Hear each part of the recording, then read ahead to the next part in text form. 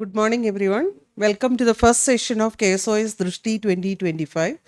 It is about scleritis. Scleritis more than just red eyes. Red eye is one of the most common but diagnostically challenging presentations in ophthalmology, with causes ranging from benign, self limiting conditions to sight threatening emergencies. Scleritis is an uncommon but sight threatening cause of red eye that requires careful clinical evaluation. The first talk is about unraveling the causes of red eye. Dr. Neetu, who is consultant at Giridhar Eye Institute, Kochi, will be talking on unraveling the causes of red eye.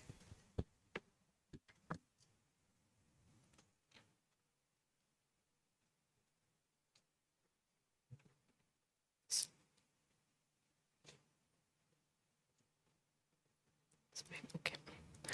So, a very good morning to one and all. So, I'll be talking on red eye, unraveling the causes. So, before going into the details of scleral inflammation, let's talk a little bit about the anatomy. So, sclera, it's a dense connective tissue enclosing 5/6 of the eye, maintains the shape of the globe and the intraocular pressure. It's where the extraocular muscles are attached, and it protects the intraocular structures from trivial trauma. Coming to the anatomy, it is thinnest at the rectus muscle insertion, 0.3 millimeter, and thickest near the optic nerve. It has got two foramina, the anterior sclerocorneal junction, which is 1.5 to 2 millimeter wide, and the posterior. Now, the left picture shows the scleral fiber merging with the cornea, and the right one shows the posterior part of the sclera forming the lamina cribrosa, which has these foraminas, which allows the entry of the central retinal artery, vein, and the optic nerve. Now, it's very important to know the layers of the sclera. The topmost is the thin connective tissue, which is highly vascular, the episclera, which is abundant in collagen, fibroblasts, proteoglycans, glycoproteins, and melanocytes. The next is the scleral stroma, which is rich in collagen, elastin, fibroblast, and melanocytes. And the innermost is the lamina fusca, which contains the melanocytes predominantly and collagen and elastin. And this fusca got these grooves, which allows the entry of the arteries. Now, sclera is a avascular structure with low metabolic rate. However, it receives its blood supply from the topmost episclera, which is supplied by the anterior ciliary arteries and posterior ciliary arteries, which forms the superficial and the deep episcleral plexus. And it's a highly sensory innervation. It is innervated by the posterior ciliary nerves. So this is very important to know because in any case of mild scleral inflammation, the patient will have excruciating pain.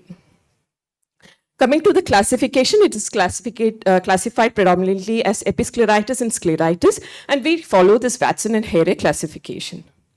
Now, this is a montage which shows a classification of sclera. The anterior means it is anterior to the insertion of the recti muscle, and posterior means posterior to the recti muscle insertion and posterior to the ora serrata.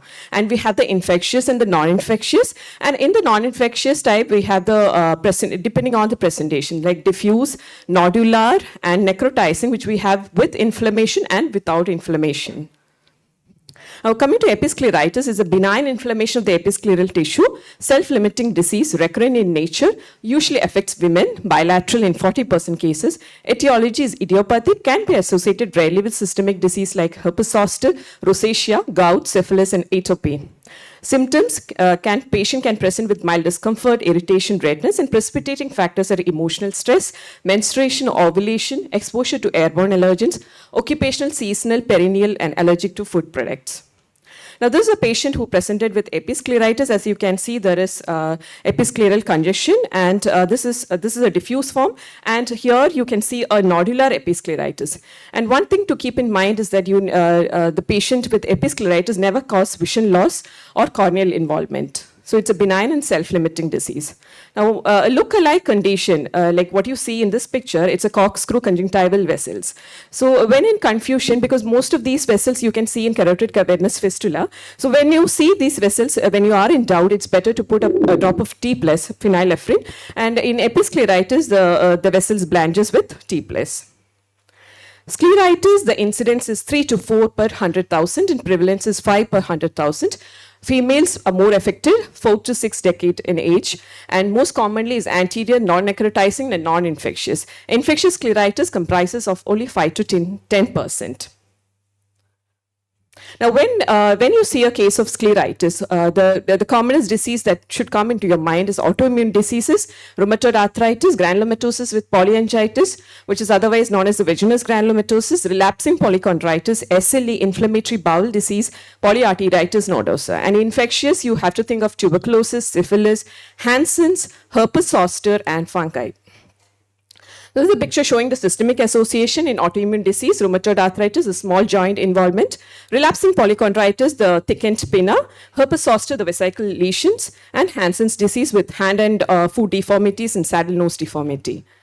Now, it's very important to have a detailed history in case of scleritis. So, history of trauma, ocular surgery. So, trauma more point towards infectious etiology. Ocular surgeries, there is something known as surgically induced necrotizing scleritis, which you see in mostly in post-tertium surgery due to excessive cautery. Occupational also some occupation can be related to infectious etiology. Now, a history of headache.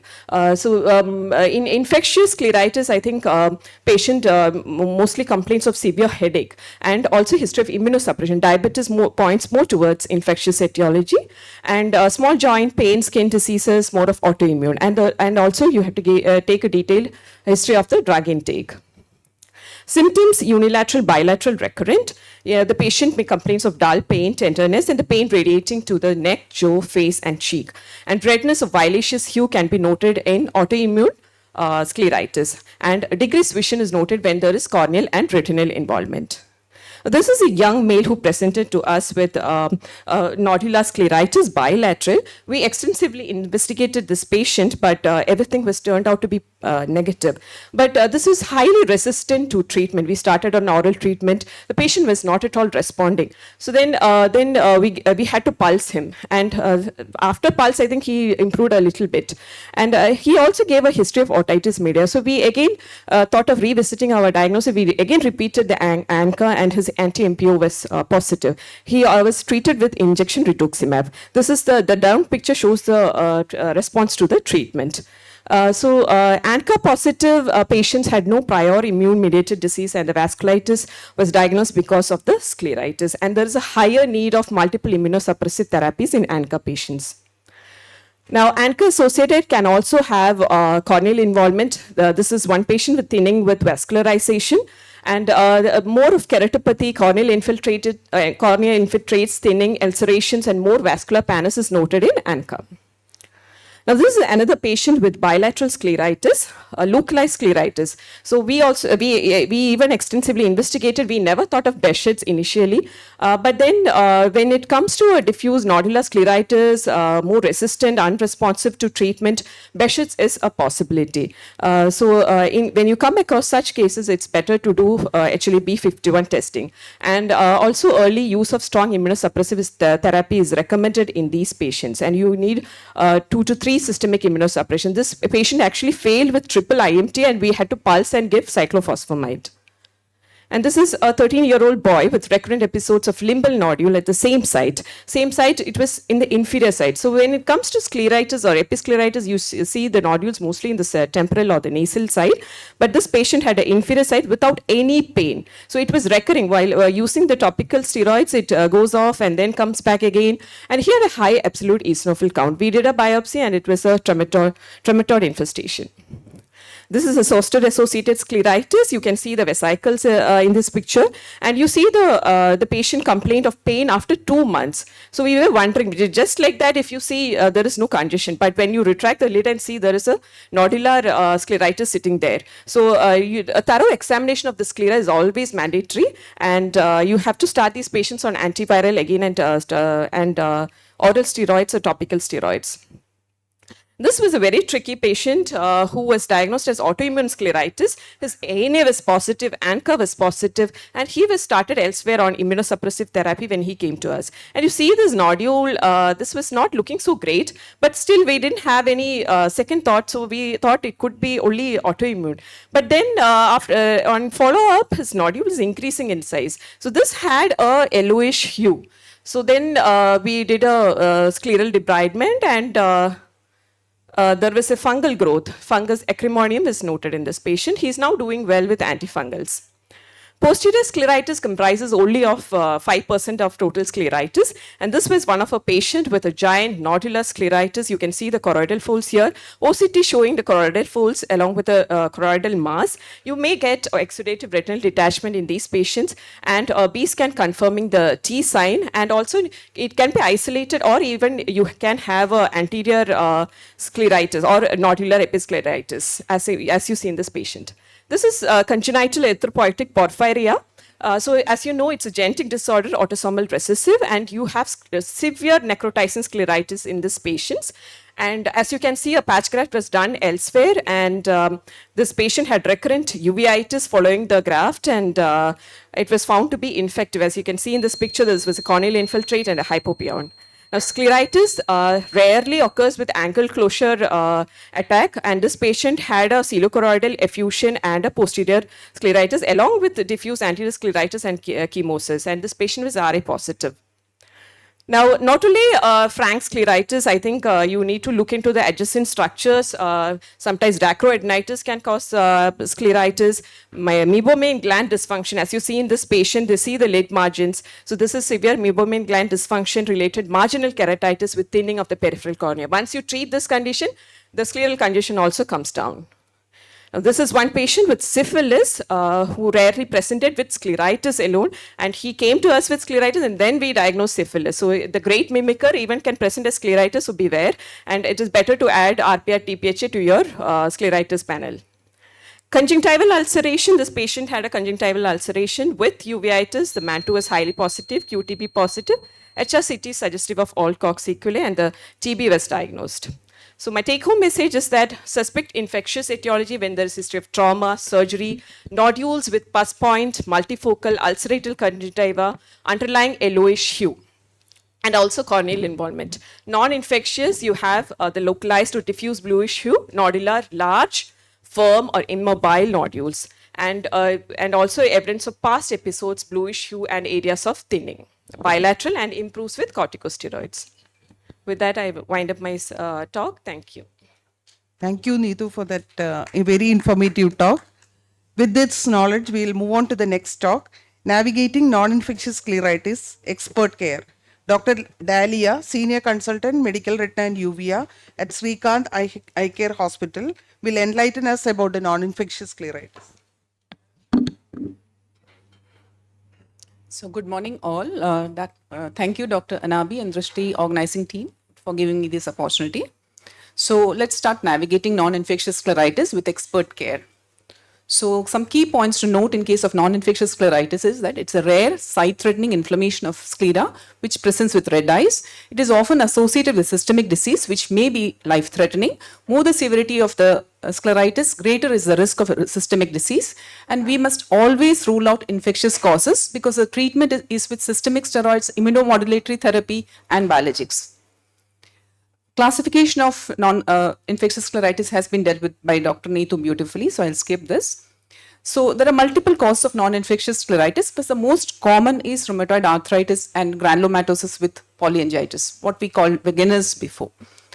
So knowing these causes is important because we can ask specific history in the case of scleritis, which will help us to reach a causative diagnosis, like morning stiffness and joint pains in rheumatoid arthritis, ENT symptoms in GPA, malar rash, photosensitivity in SLE, and saddle nose deformity in relapsing polychondritis.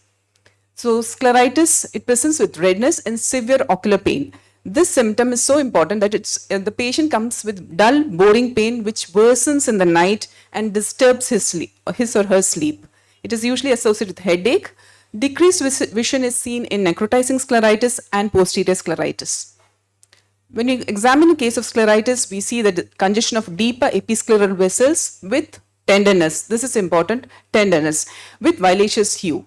And there will be scleral edema which causes the bowing out of the deep vascular plexus and no blanching with phenylephrine. In necrotizing scleritis, you may see areas of capillary and small vessel closure. It may be associated with peripheral ulcerative keratitis and anterior uveitis. It may also present with complications as elevated IOP because of the occlusion of trabecular meshwork or secondary angle closure as in posterior scleritis, or it may be steroid induced. It also presents with cataract because of inflammation and the steroid therapy. But the most important is the sight-threatening complication, the perforation of globe because of the scleral thinning as seen in necrotizing scleritis.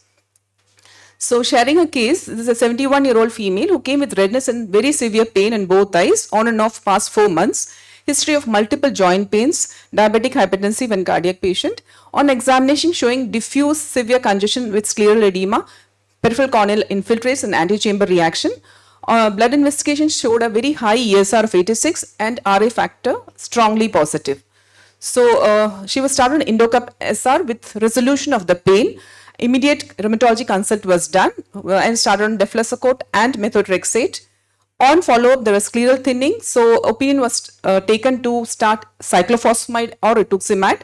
Patient was not willing, but was started on tofacitinib along with methotrexate, and as it's now asymptomatic for the past 3 months on the treatment. So this is a case of bilateral anterior necrotizing scleritis with inflammation, with PUK and anterior uveitis associated with rheumatoid arthritis.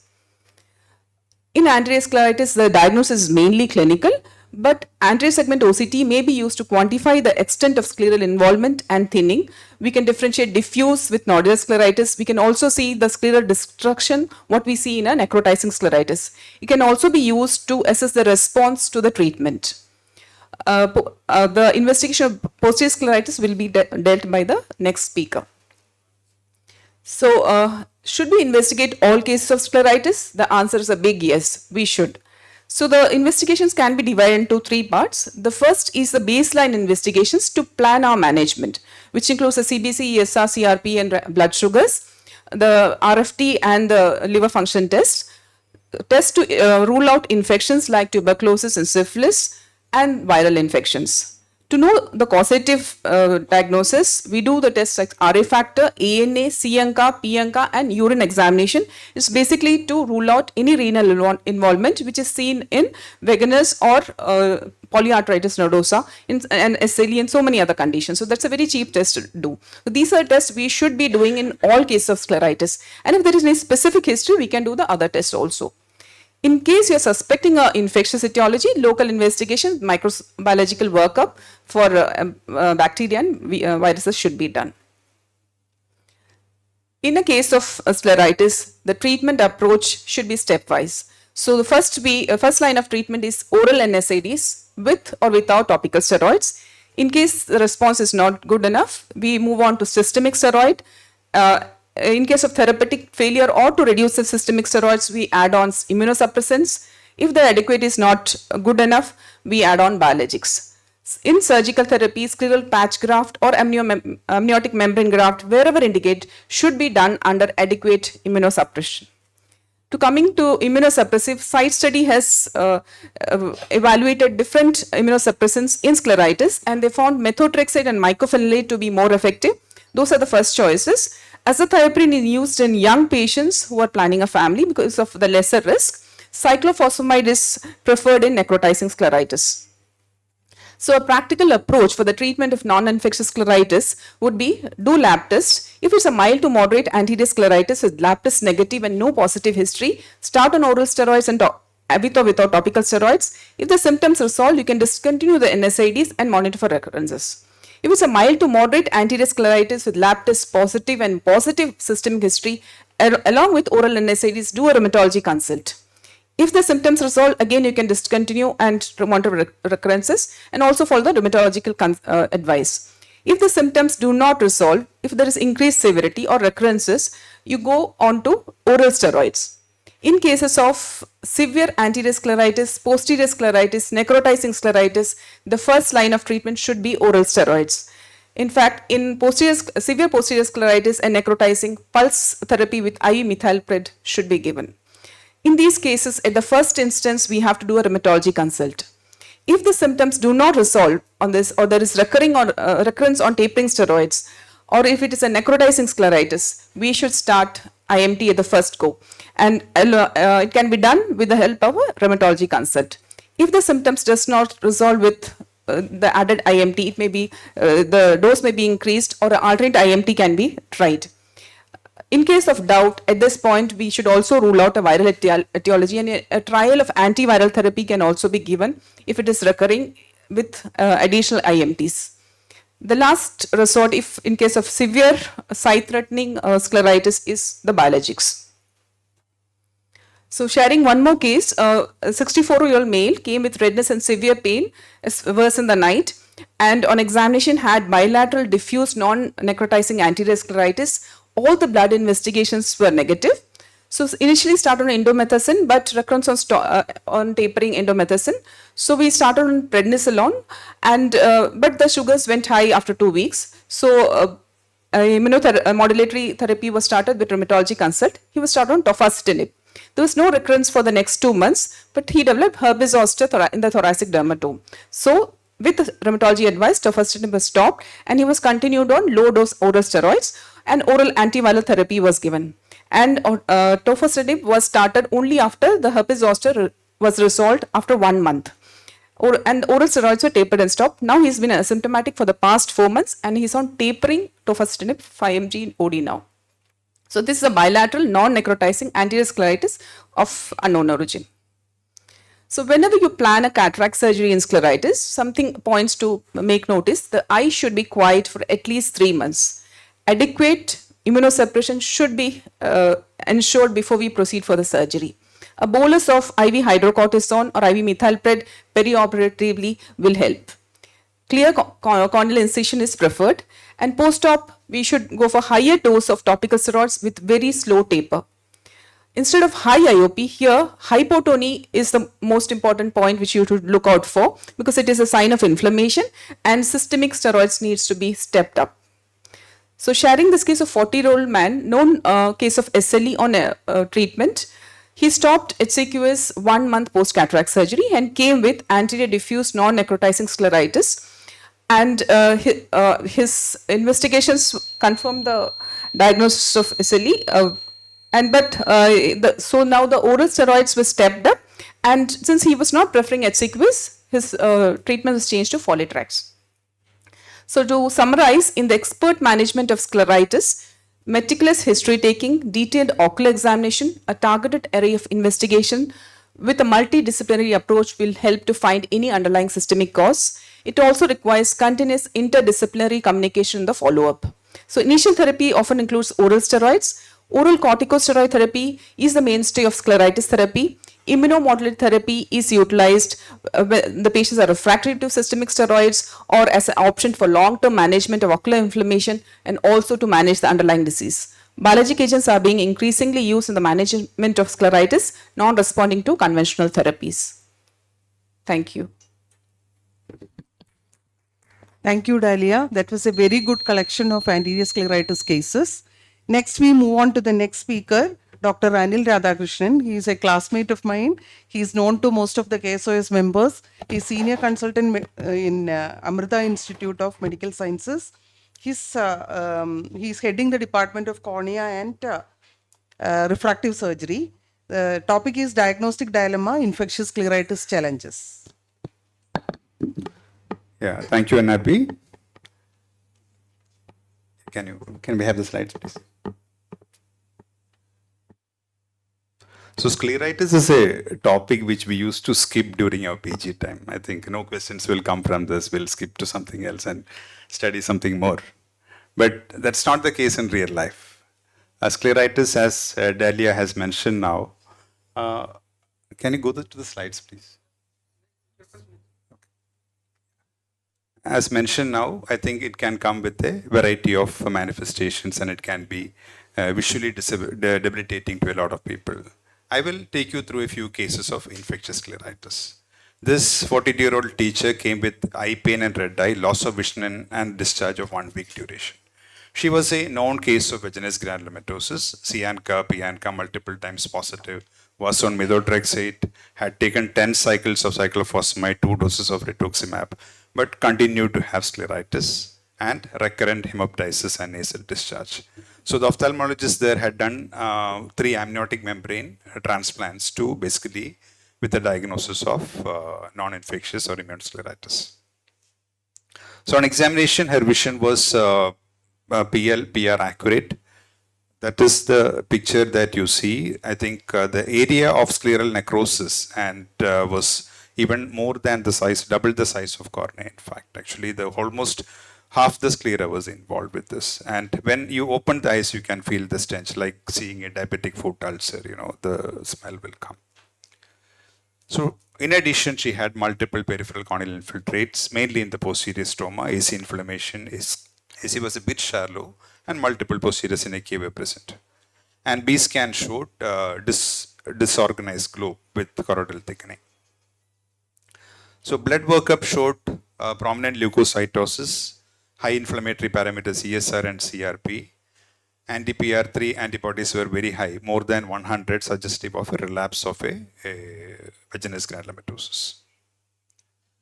So the diagnosis was again necrotic scleritis with secondary infection and a lot of other complications along with the UTI. So how do we treat this patient? So I think it's very important that I think it is not your cup of tea. I think it's the rheumatologist who must be the primary caregiver. You are only helping with the conjunctival part. The vaginous granulomatosis, if you leave the patient without any treatment, the average lifespan is about 18 months. It's a very severe disease.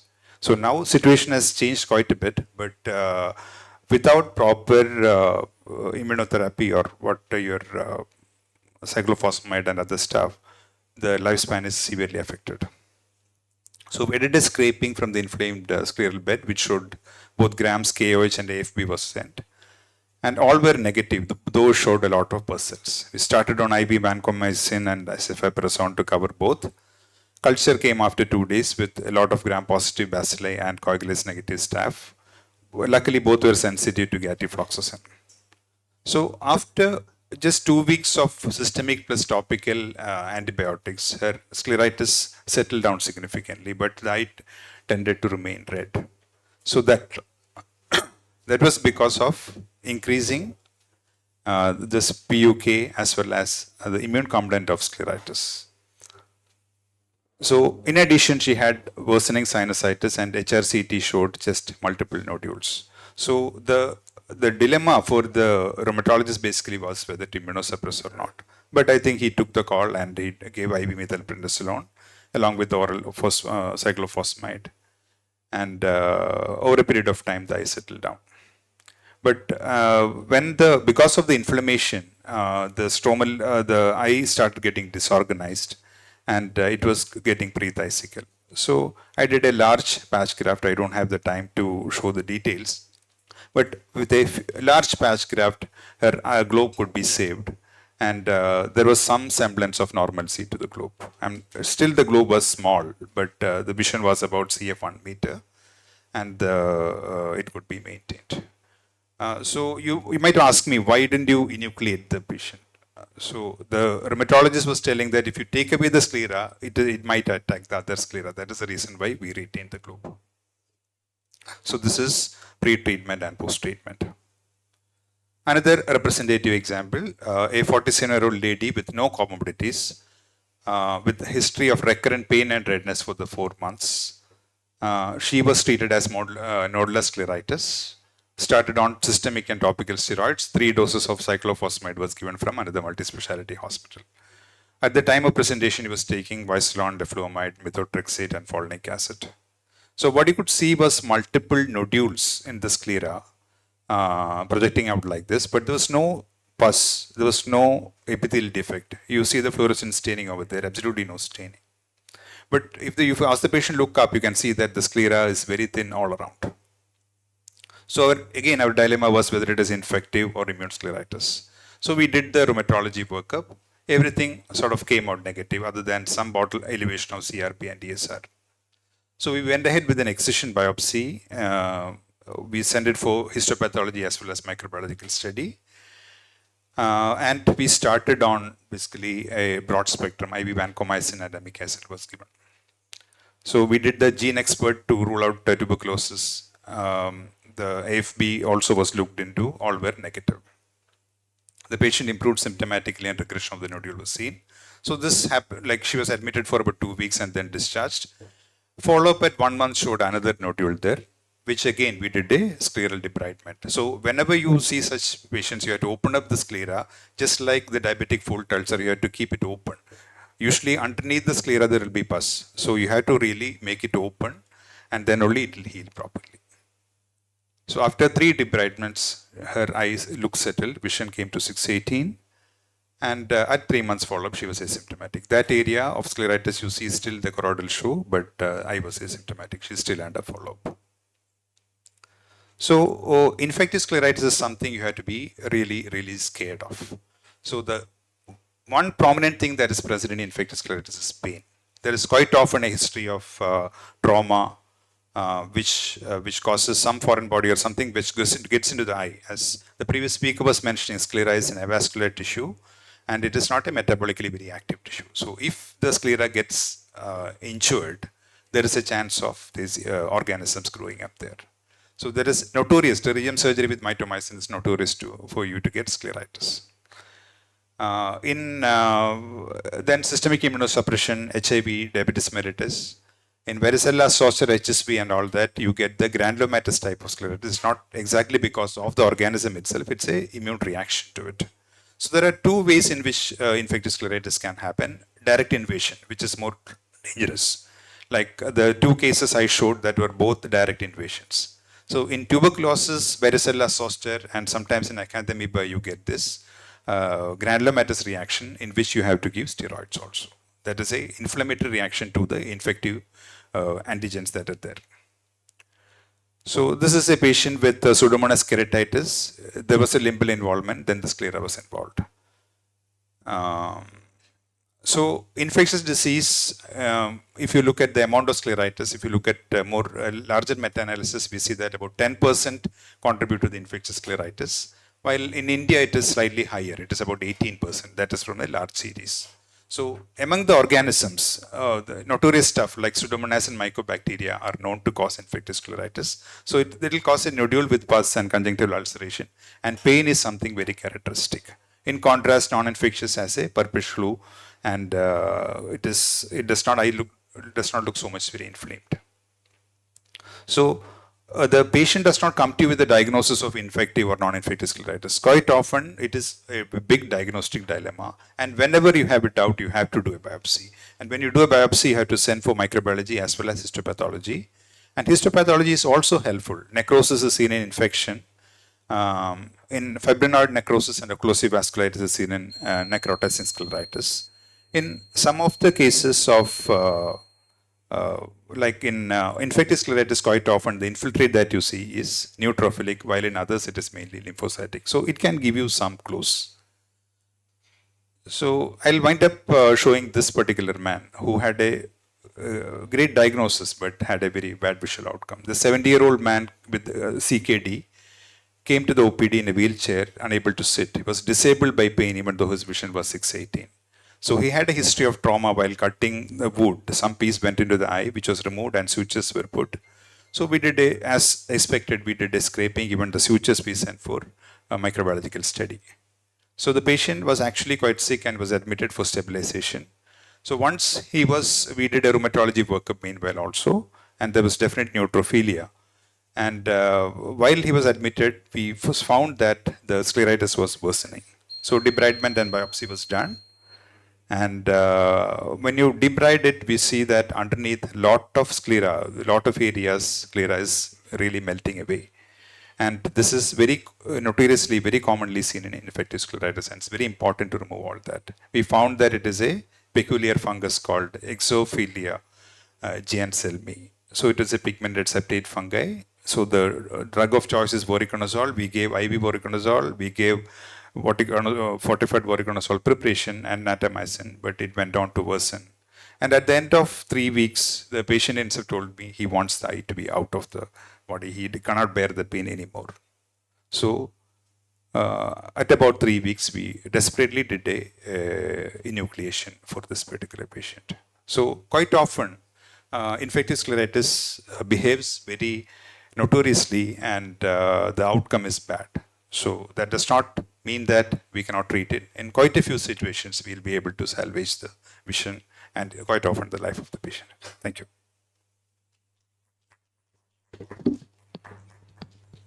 Thank you.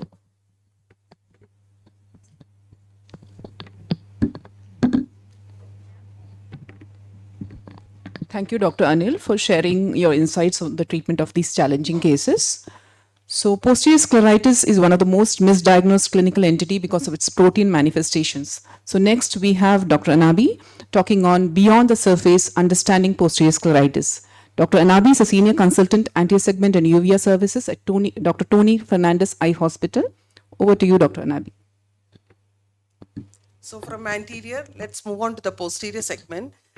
My topic is understanding posterior scleritis. Posterior scleritis is an inflammatory disease that involves the sclera posterior to the ora serrata. It is one of the most underdiagnosed ocular conditions. It forms about 6 to 20% of the patients with scleritis. It is usually unilateral but can be bilateral also with a female preponderance. There are two types, diffuse which is most common and second is a nodular. 30 to 50% will have a systemic association. The most common clinical presentation is periocular pain and headache, typically worse at night and waking the patient from sleep early in the morning. Then there will be pain on ocular movement, proptosis and blurred vision. Let's see this case. This is a 19-year-old female complaining of pain and redness of 10 days duration. She was in Bangalore at that time, consulted with a doctor and she was diagnosed as migraine. With no relief in pain, she consulted again and she was given some other treatment and no relief. She came to us with defective vision of 2 days duration. At presentation, her vision was 624 in the right eye and left eye was 66. Anterior segment showed conjunctival congestion and fundus showed exudative detachment in both the eyes. So we did an OCT which showed neurosensory detachment in both the eyes. So this is a case of bilateral exudative detachment in a 19-year-old female.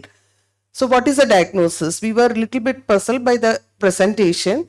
We did a B scan and it showed increased posterior scleral wall thickness, subtunian fluid collection resulting in a T sign, and FFA was done to rule out any other cause which didn't show any specific findings. So she was treated with systemic steroids and it was continued for 3 to 4 months, but it was recurring whenever we were trying to reduce the dose. And she was rheumatology consultation was done, investigations were all negative, and she was started on methotrexate, which was continued for almost 2 years. Now she is doing well. So coming to the differential diagnosis of exudative RD, it can be VKH, CSR, and in nodular posterior scleritis, it can be a melanotic melanoma. So how do you differentiate VKH? It is a bilateral disease. It is associated with vitritis. There will be pain and photophobia. Fundus will show again exudative detachment in both the eyes, but FA will show multiple pinpoint regions of leakage at RPE level and disc hyperfluorescence. And OCT is very much diagnostic. It shows serous RD with typical fibrinous septa. Coming to CSR, it can be unilateral or bilateral. It shows a dome-shaped elevation of the macular region. OCT shows SRF and RP detachment, and FFA is diagnostic. It can be either a smokestack appearance or an ink blot pattern. In nodular scleritis, we have to think about choroidal malignancies also. In choroidal melanoma, it can be unilateral, pigmented or amelanotic elevated choroidal mass. Lipofuscin may be present. Serous RD and or sentinel vessels are possible. B-scan will show dome-shaped or mushroom-shaped choroidal lesion with typical low to medium internal reflectivity. OCT will show dome-shaped solid choroidal mass accompanying SRF is also possible. This is my case number 2. This 38-year-old male presented with pain, redness and blurring of vision of 2 days duration. He had sudden blurring of vision and it was counting fingers 2 meters, but he was improving to 6.6 with minus 3.25 dioptosphere, and in left eye it was 6.6. In right eye the IOP was elevated, it was 32 and left eye was normal. So anterior segment evaluation showed conjunctival congestion and chemosis, and AC depth was shallow and gonio showed 360 degree appositional closure. So this is a secondary angle closure without pupillary block. Retina showed retinal folds. B-scan showed choroidal thickening and T sign. So posterior scleritis can present as secondary angle closure without pupillary block. He was also treated with systemic steroids without any recurrence. Investigations were all negative. So intraocular pressure may be elevated in scleritis, the causes being rotation of the ciliary body and iris root into the angle closing, causing angle closure without pupillary block, blockage of the outflow tract due to inflammation, elevated episcleral venous pressure, peripheral anterior synechiae or neovascularization. There are certain associated features. It can be associated with anterior scleritis. It can come as shallow anterior chamber. There will be choroidal folds, retinal folds, exudative RD, disc edema. Sometimes inflammation can spread to the vessels and can cause CRVO, BRAO. It can present as annular choroidal detachment, neuroretinitis, RPE RIP, and it can present as a choroidal mass also. So multimodal imaging is used to differentiate all this. B-scan, FFA, ICG, OCT, MRI and CT scan. Ultrasonography is considered the most helpful in the diagnosis of posterior scleritis. There will be increased posterior scleral wall thickness, subtenon fluid collection resulting in a T site, exudative detachment, presence of scleral nodules and annular choroidal detachments. But the T sign is not pathognomonic and can be seen up to 41% of the patients with posterior scleritis. FA shows early pinpoint leaks with late pooling of the dye in patients with SRF secondary to posterior scleritis, but this pattern is not specific for posterior scleritis. Disc leakage and vascular staining may be present. Choroidal folds which may appear as alternating light and dark bands on FFA. ICG shows diffuse zonal choroidal hyperfluorescence reflecting vascular hyperpermeability in the choroid, fluorescing pinpoints in the zonal hyperfluorescent areas, choroidal perfusion delay, enlargement of the draining choroidal vessels.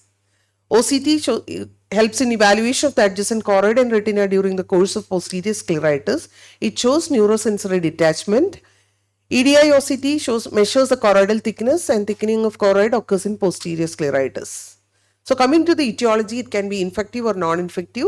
Infective being tuberculosis, syphilis, herpes zoster and herpes simplex. In the non-infective variety, rheumatoid arthritis remains the most common cause. What are the tests do you do to find out the cause? It has already been dealt in by the previous speaker still. Manto and quantiferon TB gold test and chest x-ray to rule out tuberculosis. VDRL and FTABS for syphilis. Rheumatoid factor, anti-CCP for rheumatoid arthritis. ANA, anti-dsDNA for SLE. And to rule out sarcoidosis, ACE, chest x-ray and contrast enhanced CT is done.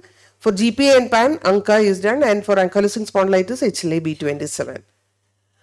Treatment, oral steroids remain the mainstay of short-term management of scleral inflammation.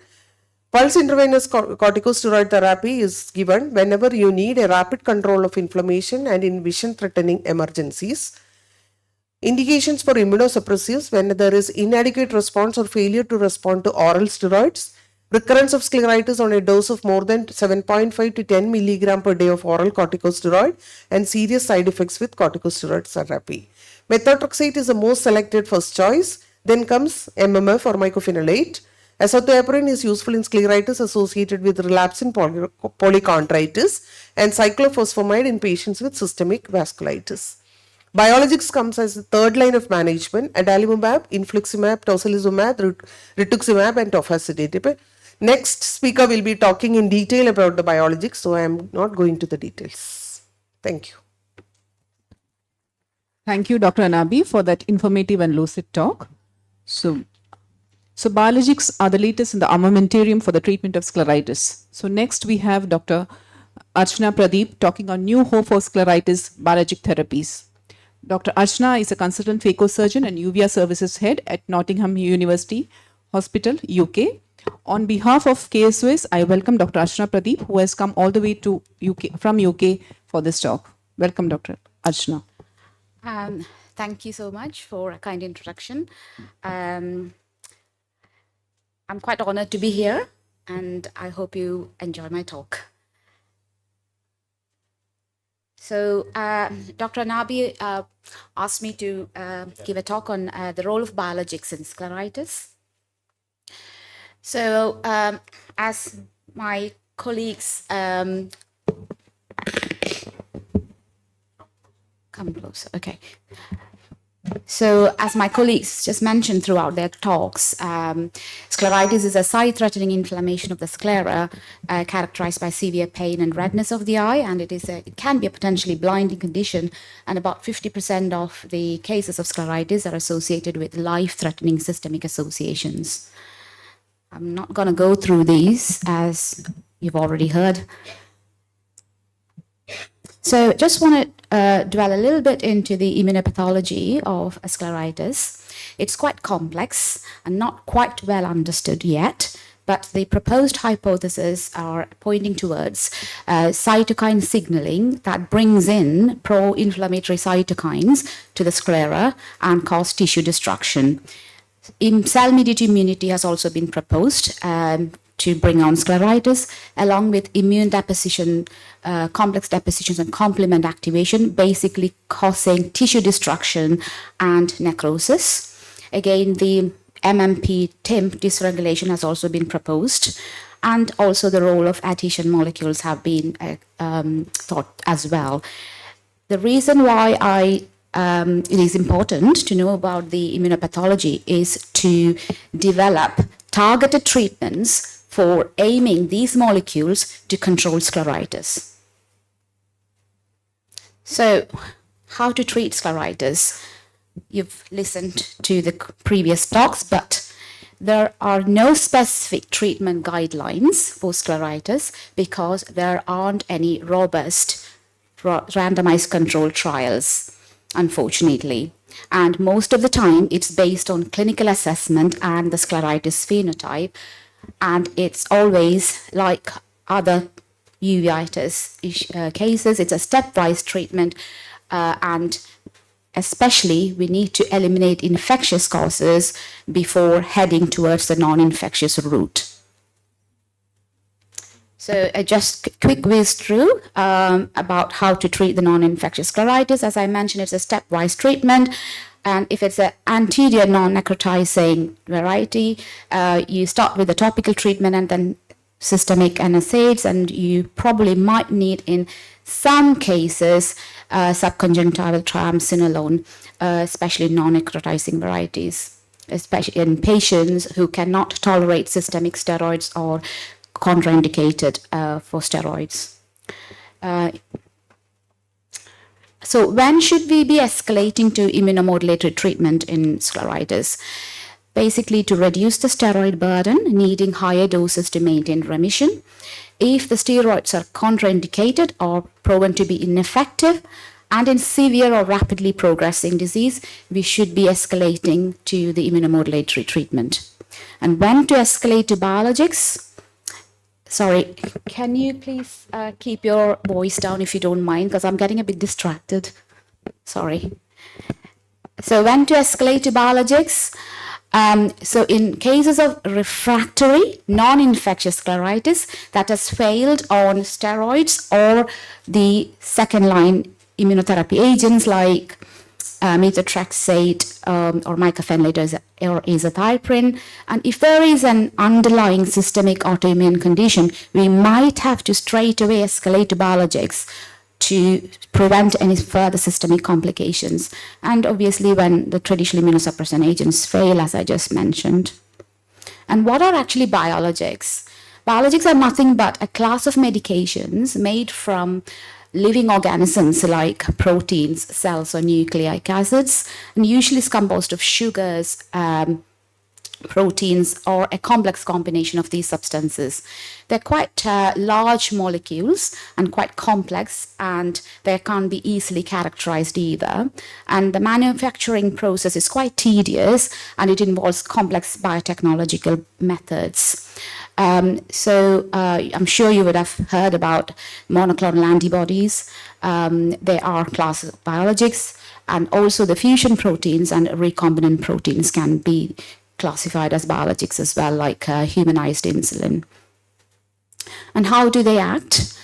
Obviously by an anti-inflammatory effect, by inhibition of the signaling pathways, blocking specific cytokines that play a key role in inflammation, and activating the immune system so that they stimulate the immune system to recognize and attack abnormal cells like cancer cells, which is utilized in immunotherapy in cancer, and substitution of missing proteins as a substitute when the body lacks certain proteins or enzymes like insulin. So there are different types of monoclonal antibodies, and the suffix used actually points towards what type they're sourced from. So it can range from murine to fully humanized, and also the immunogenicity kind of decreases towards the more humanized types. So if it's a CMAB, like infliximab, it's a chimeric, so that's about 65% human. And fully humanized, like adalimumab, is again 100% humanized, and it's low immunogenic. So what are the biologics used in scleritis usually?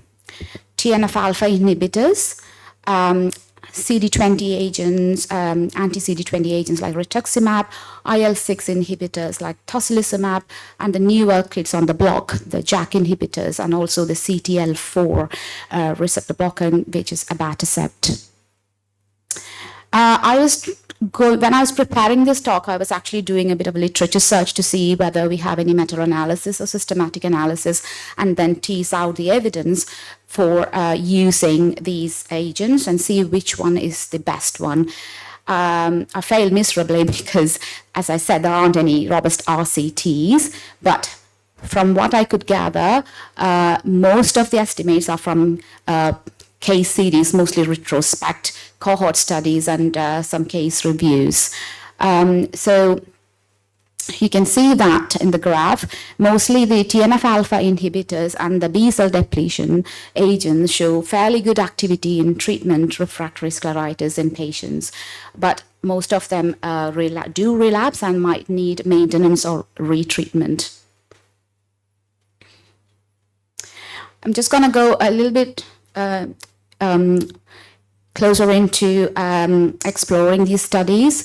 So, as I said, there are just cohort studies or retrospective case series, etc.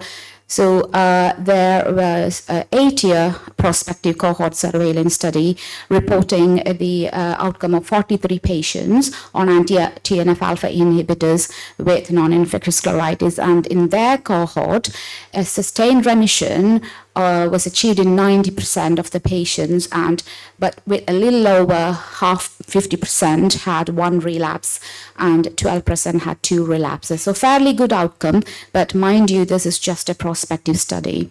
Again, similarly with rituximab as well, a prospective study only looking at 12 patients reported fairly good outcome in 9 out of 12 patients, but 7 of those patients needed a second cycle of rituximab due to the breakthrough inflammation.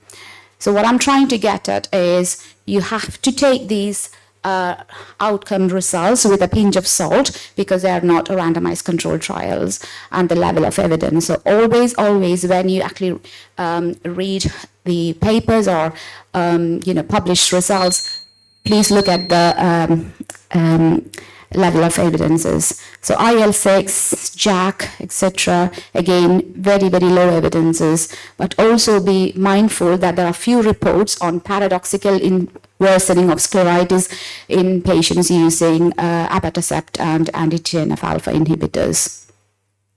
We need to be very careful when we issue these biologic treatment. They need to be screened for any presence of underlying infections. You need to be mindful about the infusion reactions. And whilst the patient's on the biologic treatment, you need to have prudent mechanisms or in place for monitoring infections and other side effects, including robust regular blood monitoring as well. Do I have time for cases? Okay, just want to quickly just go through a few cases just to get across the point that it can be very, very challenging to treat. My colleagues have shown excellent cases as well, so I'm not going to delve too deep into it. So we've got a 55-year-old white Caucasian male presented with necrotizing scleritis. And he was systemically well, except he was on sulfasalazine for psoriatic arthritis. So he ran an urgent panel of investigations, and we found that he's positive for CMCA, and was referred to the rheumatologist straight away. for further workup of systemic vasculitis. So we had to we gave him intravenous methylprednisolone and started cyclophosphamide straight away. So in these kind of cases with systemic association, time is of essence, and also we have to possibly escalate to the next level of treatment. Just wanted to get across that. And also the patient didn't respond to cyclophosphamide and was not tolerating any further reduction of dose of prednisolone down to 45. He then developed some neurological issues, and we did an urgent MRI and showed a multifocal intracranial durance enhancement presumed to be inflammatory, similar to those seen in the GPA. He had 5 cycles of cyclophosphamide, still flaring on 40 milligrams of PRED. Then the treatment was escalated to rituximab. Thankfully, in his case, he had the systemic association. In the UK, we can't actually prescribe any other biologics other than adalimumab for pure ophthalmology cases. So in his case, he was very lucky that he had the systemic vasculitis associated, so he could escalate to rituximab without much issue. Cut the long story short, he didn't respond he did respond to rituximab, but he still had difficulty to reduce his steroid dose. Finally, he got stabilized, but as you can see that he's got like a quite thin sclera with the uveal tissue jutting out, but the eye is thankfully quiet and he's comfortable. We then started him on mycophenolate, and he's thankfully in remission so far, so fingers crossed for him. There's another Pakistani 54-year-old male presented to the local hospitals with repeated episodes of episcleritis. Just wanted to show that he didn't respond to NSAIDs or systemic steroids, and as you can see, he was developing some weird stromal corneal lesions, and he had quantiferon done, which was positive, and we started him on ATT, and within 2 weeks into ATT, look at his response. We have to, especially in the UK, consider infectious causes as well, and not to miss it. It's very, very important. This again, a 70-year-old gentleman, he presents with this weird whitish nodular kind of lesions in the sclera with some necrotic area and some weird subretinal exudative changes, which we investigated. Was not quite liking the look of the subretinal exudates, although the B scan didn't show any signs of choroidal mets or any other suspicious lesions. We then went on to do the CT and MRI head, biopsied it, and it showed as a necrobiotic xanthogranuloma. So necrobiotic xanthogranuloma can be associated with hematological cancers. Therefore, then we referred him to hematologists and the rheumatologist for further workup, and he had a whole body PET scan which showed nothing along those lines, and we've started him on methotrexate and tapering his oral prednisolone. So you can get this as a mixed picture, and especially in elderly people, please be considerate that this could be a masquerade. So future directions, obviously we need more ongoing clinical trials, robust RCTs, newer biologics and biosimilars are being explored, especially with the newer genomic profiling and the proteomics and pharmacogenomics coming along. And I think future is bright for our patients with newer modalities of treatment. So in conclusions, biologics are effective steroid-sparing agents and best used in refractive or systemic autoimmune-related cases. Safety monitoring is essential, and the evidence support the use of TNF inhibitors and rituximab much more strongly to treat these patients. Thank you. Thank you, Archana. That was a very difficult topic. Thank you for your talk. So I think there is a paradigm shift in the way scleritis is treated. I think around 15, 20 years ago, it was very difficult to find a rheumatologist who will immunosuppress the patient with just a diagnosis of scleritis. Now I think tables have turned. Quite often the immunosuppression is given as probably slightly more. Quite often this infective scleritis, at least in my setup at Lancet, which goes unnoticed.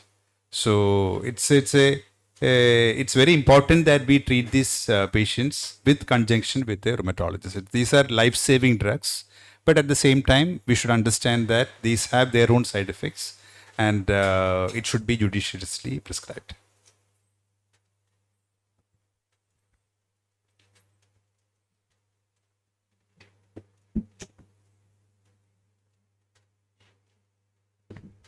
We will wind up this session. Thank you, my co-instructors, for accepting my invitation and coming for this IC.